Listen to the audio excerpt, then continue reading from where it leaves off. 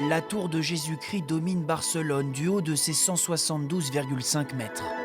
La Sagrada Familia possède enfin son sommet. Elle devient officiellement la plus haute église du monde. C'est génial qu'on vive au rythme de sa construction. Et de voir la fin des travaux, je suis trop contente. C'est émouvant quand même de voir cette tour qui se construit au fur et à mesure après tant d'années. La basilique se prépare à accueillir mercredi prochain le pape Léon XIV. Il bénira cette nouvelle tour et célébrera une messe à l'intérieur de l'édifice, un siècle jour pour jour après la mort de son architecte de génie, Antoni Gaudi.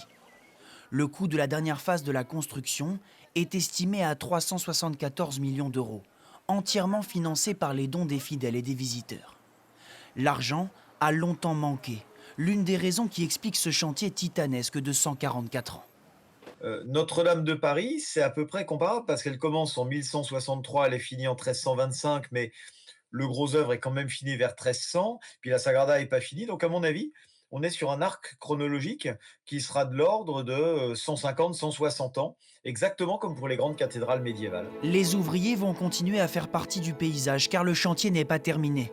Les détails sculpturaux et la façade de la gloire doivent encore être façonnés d'ici 2034 ou 2035.